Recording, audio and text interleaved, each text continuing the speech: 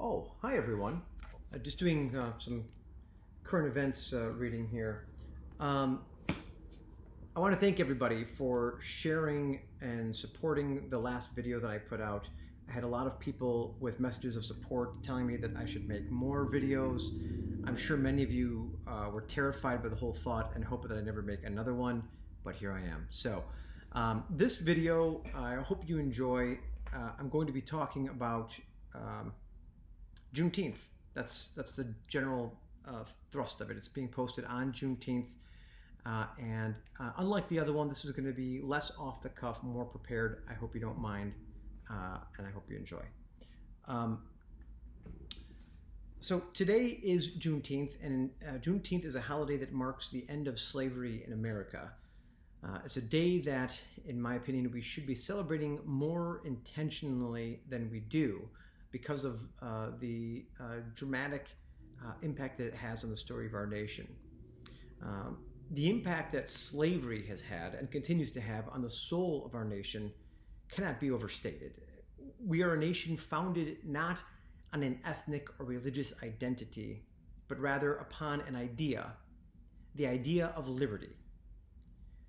While we have never perfectly achieved that ideal, it remains aspirational, and we've made great strides in the pursuit of human dignity and universal liberty. It's important to remember that the history of man goes back many, many centuries. We are relatively new on the world stage. Europe has breweries and distilleries older than our nation. The political history of man has always been a story of a struggle between those who hold power over their lives and the lives of others, and those who seek to gain power or empower themselves. The political goal of history has always been to bring parity between those who govern and those who are governed. That struggle did not begin on our shores, and it most certainly will not end here. Yet, no nation has more completely perfected the system necessary to achieve this goal. Like all personal and societal value and moral standards, liberty is one of them. They should be set high enough that we are always striving to achieve it, no matter how much progress we make. We do not and should not set a standard so low that it can ever truly be attained. And so, as a nation, we continue to work on achieving liberty for all. We continue our efforts individually and collectively to make true our claim to be the land of the free.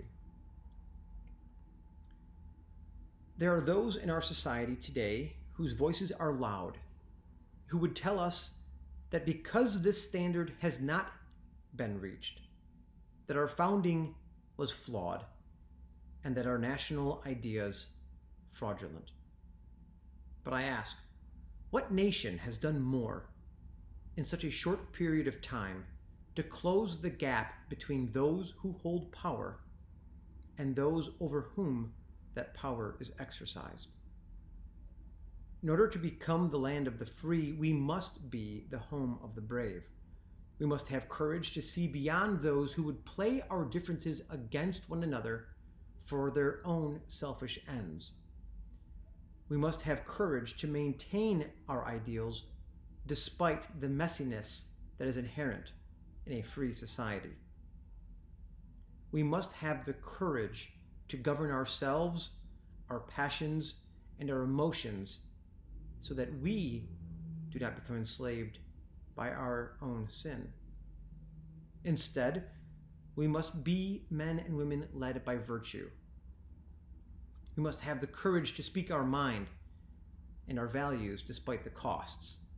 If we do not stand against those insurgent ideologies that have been waving and weaving their way into the institutions and foundations of our nation over the past 60 or so years, we will lose the very framework necessary to continue our journey toward liberty that began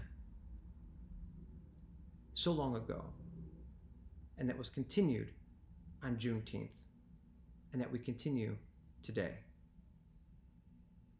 And so today, we celebrate the end of slavery in America. And we use this day as a reminder of the ideals we continue to pursue and the success we have achieved up to this point in our endeavor. We use this day to remember that we must fight and suffer to overcome the slavery imposed not just by man against fellow man, but also the fight we must overcome for the chains of sin that we place upon ourselves when we reject the principles of a moral life. Our republic requires virtue. It requires a virtuous people. It requires people of courage willing to sacrifice for our values. Because we are a nation united by our values, our shores have always welcomed all well-intentioned people, people of every race, every creed, every color, who share our values. People have come from every corner of the world. They have given up family and friends and paid great costs, economic and otherwise, for the privilege of calling themselves an American. They didn't do this to come fight the battle of racism raging on our shores, but because they understand that we are a society overwhelmingly based on liberty, equality, the rule of law, and opportunity. Many in our nation today want to convince us that our history should be deleted and our institutions should be burned to the ground and rebuilt from the floor up. These people do not share our values. Despite the lip service paid, they do not seek liberty or equality. They seek chaos and anarchy so that they can rewrite America in their own Marxist ideological image. But many are we who are still proud of this nation. We are black, we are white, we are Hispanic, we are male and female, and we are of all creeds. We are men and women who love God and all of mankind created in his image. We are men and women who love liberty and understand that America is still the best hope for free men everywhere. The end of slavery that we celebrate on this day did not come at the hands of the meek and the peace-loving.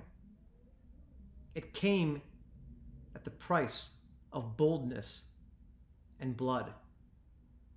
The fight for a free America today has nothing to do with race.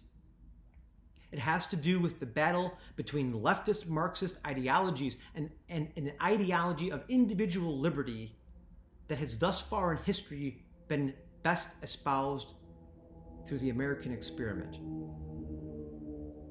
We cannot be silent. We cannot be cowards. We cannot fall in line.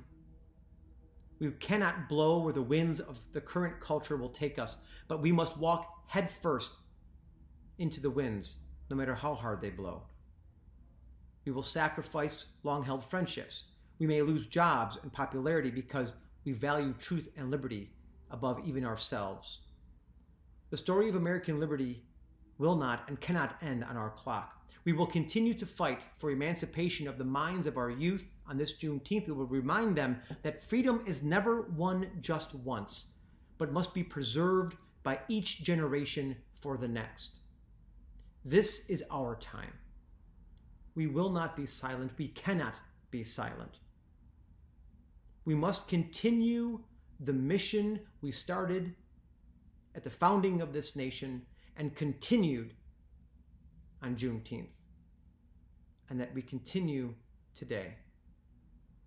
Freedom is an obligation we all must pursue, not one we are entitled to. We cannot be afraid to be free.